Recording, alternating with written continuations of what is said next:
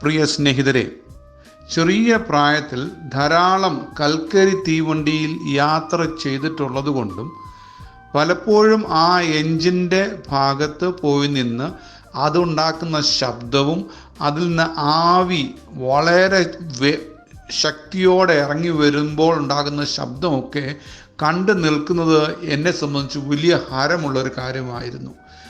എപ്പോഴൊക്കെ അവസരം കിട്ടുമോ അന്നേരമൊക്കെ ഈ കൽക്കരി തീവണ്ടിയുടെ എൻജിൻ്റെ അടുത്ത് പോയി നിൽക്കാൻ ഞാൻ ശ്രമിക്കുമായിരുന്നു. കാരണം അതിൽ നിന്ന് വരുന്ന തീയും ആ ചൂടും ആവിയുമൊക്കെ എൻ്റെ ഉള്ളിൽ വളരെ സന്തോഷം നൽകുന്ന ഒരു കാഴ്ചയായിരുന്നു.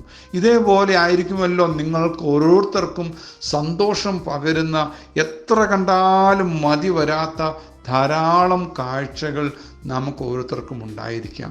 അവിടെയൊക്കെ നമ്മൾ അതിന് പ്രത്യേകം താല്പര്യം എടുക്കുന്നത്, സമയം ചെലവഴിക്കുന്നത്, എത്ര കണ്ടാലും മതി വരാതിരിക്കുന്നതിനൊക്കെ പ്രധാന കാരണം എൻ്റെ മനസ്സിൽ, എൻ്റെ ചിന്തയിൽ എനിക്ക് അതിൽ നിന്ന് കിട്ടുന്ന സന്തോഷം കൊണ്ടാണ്. അപ്പോൾ ഇങ്ങനെ ഒരു അനുഭവം നമുക്ക് എല്ലാവർക്കും ഉള്ളത് കൊണ്ട് ഞാൻ അത് കൂടുതൽ വിശദീകരിക്കേണ്ട കാര്യമില്ല എന്ന് ഞാൻ പറയട്ടെ. എന്നാൽ ദൈവത്തെ രുചിച്ചറിഞ്ഞ അനുഭവങ്ങൾ എത്ര പ്രാവശ്യം നമുക്കുണ്ട്. എത്ര നേരം ദൈവത്തിൻ്റെ സന്നിധിയിലിരുന്ന്, ദൈവത്തിൻ്റെ അടുക്കലിരുന്ന്, ദൈവത്തിൻ്റെ ആ വേദപുസ്തകം നമുക്ക് എഴുതി തന്നിരിക്കുന്ന വേദപുസ്തകം വായിക്കാൻ നാം സമയമെടുക്കാറുണ്ട്. എത്ര സമയം ദൈവത്തോട് പ്രാർത്ഥിക്കാൻ സമയമെടുക്കാറുണ്ട്. ഞാൻ കഴിഞ്ഞ കുറേ മെസ്സേജുകളിൽ പറഞ്ഞതുപോലെ ഇടവിടാതെ പ്രാർത്ഥിക്കുന്നത് ഒരു സന്തോഷമായി കാണുന്ന എത്ര പേരുണ്ട്. ദൈവവചനം വായിച്ച് ഗ്രഹിച്ച് പഠിച്ച് അതെൻ്റെ ജീവിതത്തിൽ പ്രാവർത്തികമാക്കണം.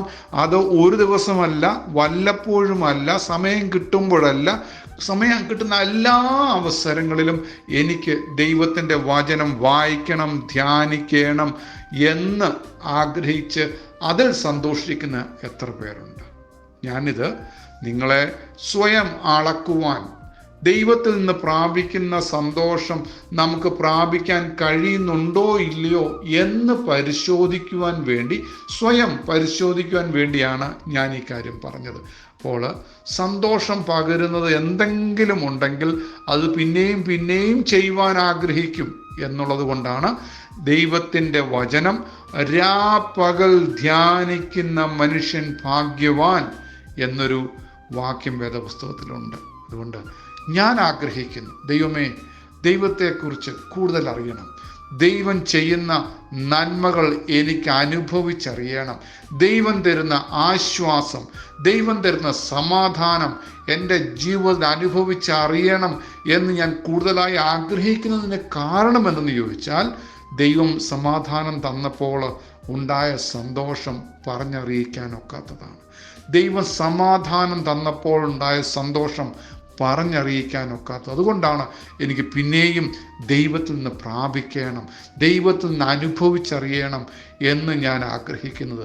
പ്രിയരെ, ദൈവം ഇതൊക്കെയും തരുവാൻ കഴിവുണ്ട്.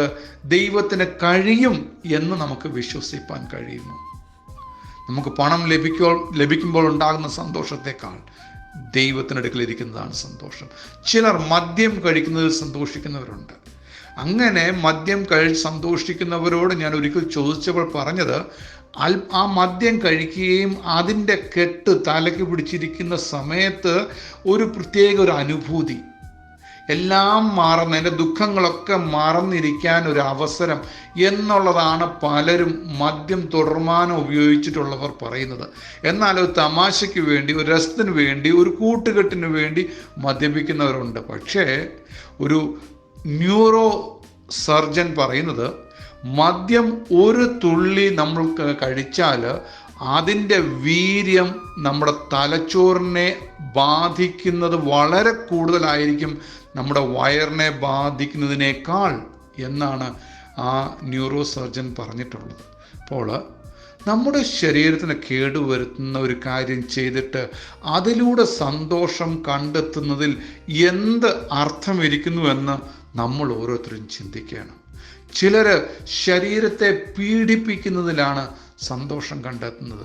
ചിലർ മറ്റേതെങ്കിലും വേണ്ടാത്ത പ്രവൃത്തികളിൽ ഏർപ്പെടുന്നത് സന്തോഷം കണ്ടെത്തുന്നവരുണ്ട്. അങ്ങനെ ആവരുത്. എൻ്റെ ശരീരം എൻ്റെ ദൈവത്തിന് വസിക്കാനുള്ളതാണ്.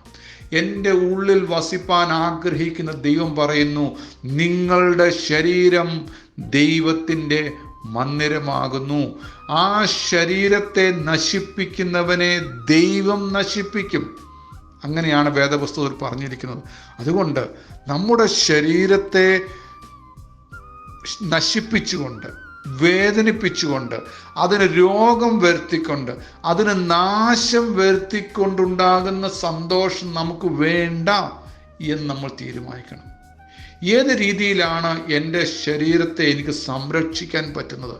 എനിക്കും എൻ്റെ ദൈവത്തിനും ഈ ശരീരത്തിൽ ഒരുമിച്ച് വസിച്ച് സന്തോഷിപ്പാൻ വേണ്ടി ദൈവം ആഗ്രഹിക്കുമ്പോൾ ആ ദൈവത്തിൻ്റെ ആഗ്രഹം നമുക്ക് സഫലീകരിക്കാം.